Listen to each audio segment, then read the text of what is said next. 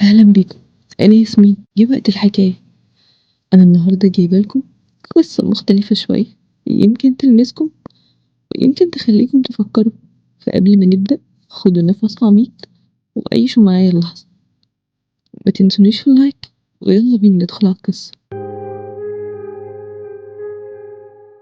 أنا عندي 30 سنة. انتوا ايه؟ عايشة لوحدي. وخليني أقول إني بدأت أكتشف حاجات كتير في سؤال واحد غير حياتي للأبد. يلا نتكلم دقيقة، ماشي؟ أنا وأنت بس. محتاجة أسألك نفس السؤال، وعايزاك تفكر فيه بجد. ليه مش انت؟ اه، عارفة ان السؤال ده تقيل ويمكن دي مش اول مرة تسمعه، بس محتاجة تقعد معاه دقيقة كده. خلينا نكون واقعيين. كم مرة بصيت حواليك وقلت انا عمري ما هكون كده؟ لما تشوف حد بره بيعمل الحاجة اللي طول عمرك نفسك تعملها، احساس الموقف مألوف. انت شايف ناس بتجري ورا احلامها، بتاخد خطوات كبيرة، وانت واقف على جنب بتقول مبروك ليهم، بس انا لسه مش جاهز. دي مش حياتي. ويمكن تقول دول محظوظين، الوضع معاهم مختلف، انا ما عنديش نفس الفرص. من غير ما تحس حتى بتبني جوه دماغك قصة انهم يستاهلوا اكتر منك. بس انا هرجع اسألك تاني، ليه مش انت؟ بجد، ليه شايف نفسك كده؟ ليه بتعطل نفسك؟ انا فاهمة والله، عندك اسباب، كلنا عندنا.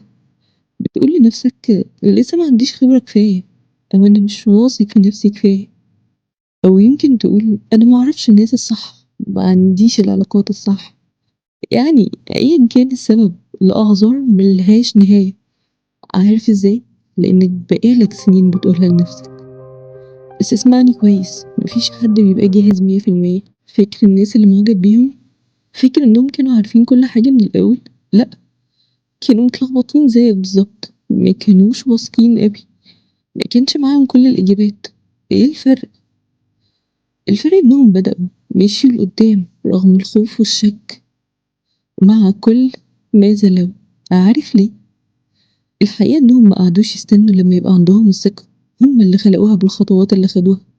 خد منى صديقتي مثال، قلنا كانت طول الوقت بتحلم تبدأ مشروع صغير خاص بيها، بس كانت خايفة. كل يوم تقول أنا لسه مش جاهزة، لازم أتعلم أكتر، لازم استنى الظروف تتحسن.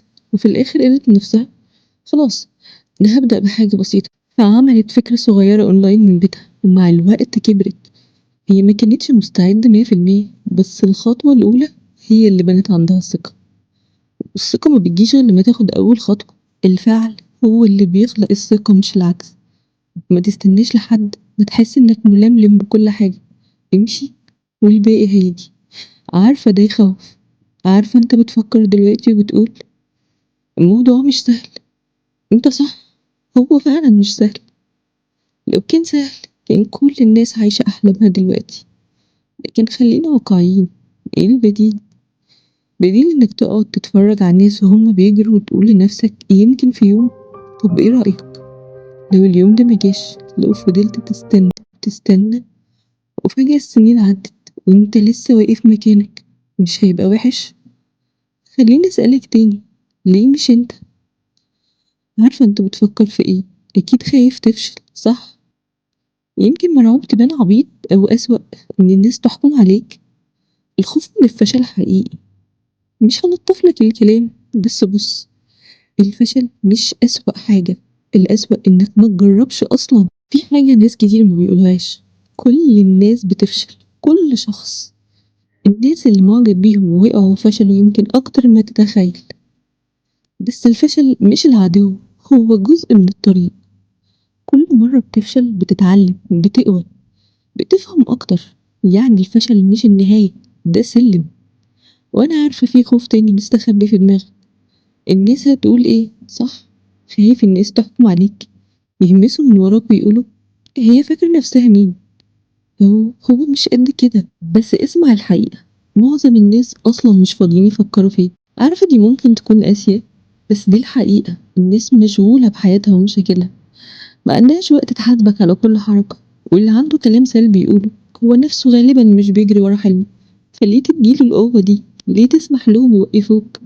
بُص، يمكن أنت بتقول لنفسك إنك بس مستني الوقت الصح، عارفة العذر ده كويس، هابدأ لمّا يكون معايا فلوس أكتر أو بعد ما أعدّي الفترة دي، بس أنت وأنا عارفين ما فيش حاجة اسمها وقت مثالي، مش موجود، الحياة مش هتستناك، دايمًا هيكون في حاجة معطّلاك، يعني إيه؟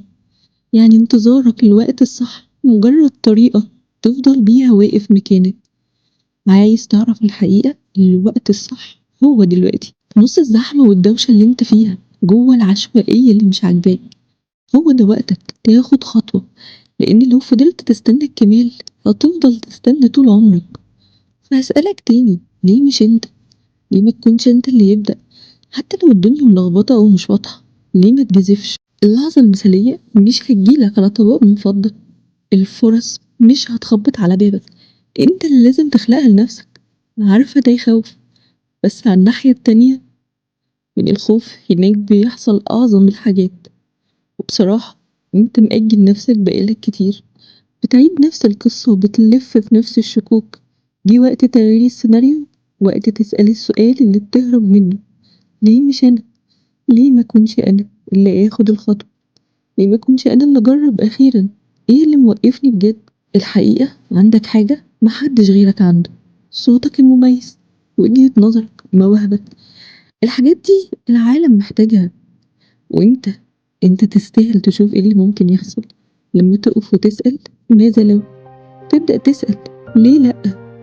فأنا هسيبك بحاجة واحدة، بطل تستنى، بطل تسيب الخوف يكررلك، العالم محتاج اللي عندك، وانت تستاهل تجري وراه دلوقتي. اطلع ووريهم انت معمول من ايه. وبكده تكون خلصت حكايتنا النهاردة، يمكن تكون مجرد قصة بس حواليها معنى كبير. يا ترى احنا هناخد منها العبرة ولا هنسيبها تعدي زي أي كلام؟ القرار في الآخر ليكم. استنوني في الحكاية الجاية، متنسوش تقولي لي رأيكم.